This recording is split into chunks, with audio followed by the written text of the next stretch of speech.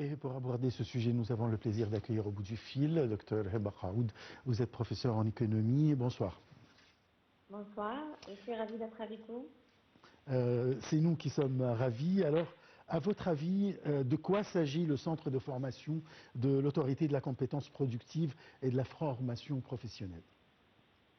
En fait, les efforts pour l'enseignement technique dans la ville du Ramadan, comme dans toute l'Égypte, visent à moderniser, à améliorer la qualité de la formation professionnelle pour répondre aux besoins du marché du travail, en particulier dans les zones industrielles comme celle du Ramadan. En fait, voici quelques axes majeurs de ces efforts. On trouve le développement et modernisation du curriculum. Les programmes d'enseignement technique sont régulièrement mis à jour en collaboration avec les entreprises et les secteurs industriels locaux pour s'assurer qu'ils correspondent aux compétences demandées. L'objectif est de rendre la formation plus pratique et axée sur le besoin réel du terrain. Et en fait, je travaille actuellement sur un projet de recherche à l'université. Ce projet vise à aider les industries à identifier les compétences clés qu'ils ont besoin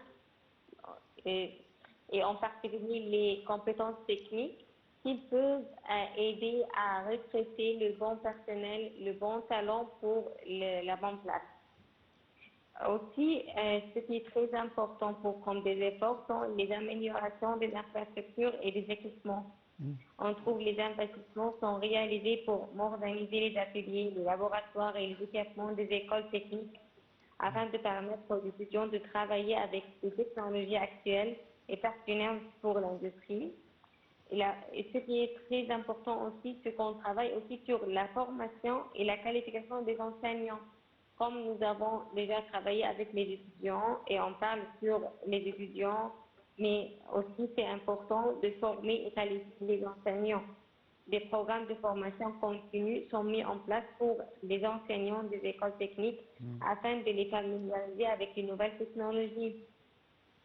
Et enfin, les partenariats avec les secteurs privés, des collaborations sont établies avec les entreprises et les usines de la zone industrielle du Ramadan pour offrir des stages aux étudiants, impliquer les professionnels dans la conception des programmes et faciliter l'insertion professionnelle des diplômés.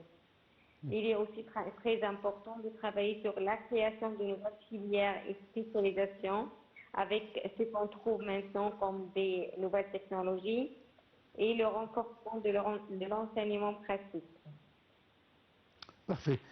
Là, est-ce que, à votre avis, est-ce qu'il y a des études ou des statistiques qui ont été faites pour savoir exactement le besoin du marché égyptien ou les marchés que l'Égypte envoie des travailleurs, le besoin exactement de ces travailleurs et qu'est-ce qu'on a comme besoin, comme formation exactement? En fait, il y a plein d'études qui ont parlé sur les secteurs clés avec une forte demande potentielle de techniciens, mais en fait, on trouve des projets et des recherches qui ont ciblé de savoir les compétences clés qui ont besoin pour ces professionnels techniques, quelles sont les compétences techniques qu'on doit former les étudiants et les enseignants doivent les former aux étudiants. Aussi, il y a des études qui ont fait des statistiques concernant le nombre des étudiants qui ont déjà fini leurs études techniques. Ils n'ont pas vu comme un potentiel sur le marché. On a encore besoin d'autres opportunités pour eux qui peut être offertes par les entreprises.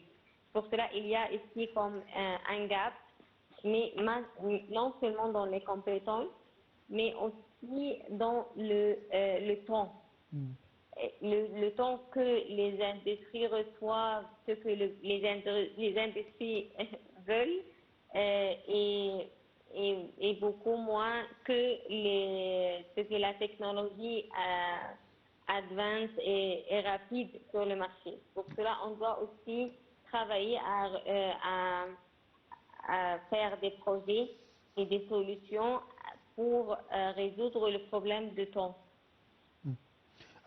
Est-ce qu'il existe, si vous le savez, une coopération entre les différents ministères et les différentes universités pour indiquer le nombre d'étudiants ou de formations demandées chaque année selon les besoins du marché? En fait, il y a bien sûr une coopération entre les universités et les industries, car ce que cherche l'université, c'est de former les étudiants aux besoins réels de l'industrie. Pour cela, on trouve toujours des stages et des opportunités d'emploi pour les étudiants. Les entreprises offrent des stages aux étudiants universitaires, leur permettant d'acquérir une expérience pratique et de faciliter leur insertion professionnelle après l'obtention de leur diplôme. Certaines entreprises proposent également des offres d'emploi ciblées aux diplômés universitaires. On trouve aussi des projets de recherche conjoints. Les universités et les entreprises collaborent sur des projets de recherche d'intérêt commun permettant de partager des connaissances et des ressources et d'innover dans les domaines spécifiques. Par exemple, moi, en tant que professeur à l'université, je travaille avec une industrie pour leur aider à identifier les technologies de pointe qu'ils doivent utiliser dans leur entreprise afin d'améliorer la qualité de leurs produits et leur aider aussi à exporter leurs produits. Aussi, ce qui est très important, comme je viens de vous dire, la consultation et les expertises. Même si je suis un professeur à l'université et je donne des cours aux étudiants, il est très important aussi d'utiliser les expertises des professeurs à la disposition des entreprises pour répondre à leurs problèmes techniques et leur aider à améliorer les processus de nouveaux produits. Aussi, ce qui est très important, que les entreprises aussi peuvent participer à la conception et la mise à jour des programmes d'enseignement universitaire pour s'assurer qu'ils répondent aux besoins du marché du travail. Certaines universités et les entreprises établissent des centres de recherche conjoints pour travailler sur des projets à long terme et favoriser l'innovation. Et qui est très, très connu aussi en Égypte, c'est les universités qui mettent en place des incubateurs d'entreprises pour soutenir la création de start-up par les étudiants et les chercheurs, souvent en collaboration avec des acteurs industriels. Et la formation continue et développement de professionnels. Ce qui est très très important, et on trouve plein d'efforts maintenant par le président Abdel Fattah el-Sisi et les autres ministères qu'on cherche aussi encourager les différents professeurs et les chercheurs dans les universités et les centres de recherche égyptiens pour travailler sur des recherches qui peuvent être commercialisées sur sur le marché égyptien, aussi le marché international. Pour cela, le dossier de la protection de la propriété intellectuelle et le transfert de la technologie est maintenant très très important et dans l'agenda du président et les différents ministères. Nous savons très bien que l'Égypte exporte beaucoup de travailleurs dans divers domaines. Si on parle du Golfe, par exemple, on sait très bien que ça a été quand même l'existence des professeurs, d'ingénieurs, de médecins, d'infirmières dans les pays du Golfe a beaucoup aidé ce pays. Est-ce qu'il y a des études aussi pour le manque ou bien le besoin des marchés du Golfe ou bien des marchés étrangers pour la main-d'œuvre égyptienne? En fait, oui, il est très connu que l'Égypte exporte un nombre important de travailleurs vers les pays du Golfe. Et cette migration de main-d'œuvre est un phénomène de longue date motivé par divers facteurs que le gouvernement peut travailler sur ces facteurs, bien sûr. Mais l'importance de l'exploitation de travailleurs par le Golfe pour l'Égypte, on trouve elle offre des opportunités d'emploi à une partie de la population active égyptienne, contribuant à réduire le taux de chômage dans le pays. Aussi, les fonds envoyés par les travailleurs égyptiens du Golfe vers leurs familles en Égypte constituent une source vitale de devises étrangères pour l'économie égyptienne. Oui. Les travailleurs égyptiens acquièrent souvent de nouvelles compétences et une expérience de travail précieuse dans les pays du Golfe, ce qui peut potentiellement bénéficier à l'Égypte lors de leur retour. Comme par exemple, dès que j'ai fait mes études en France et j'ai fait des projets d'innovation à l'étranger, après 9 ans d'expérience là-bas, je suis de retour en Égypte pour aider les étudiants et les professionnels de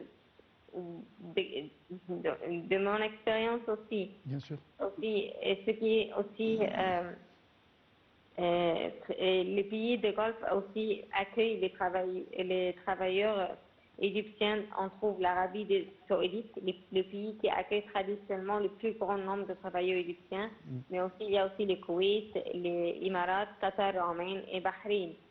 Et bien que l'exportation de main-d'œuvre vers le Golfe reste important pour l'Égypte, des facteurs tels que les politiques de nationalisation de la main-d'œuvre dans certains pays du Golfe peuvent influencer la demande future des travailleurs étrangers, y compris égyptiens.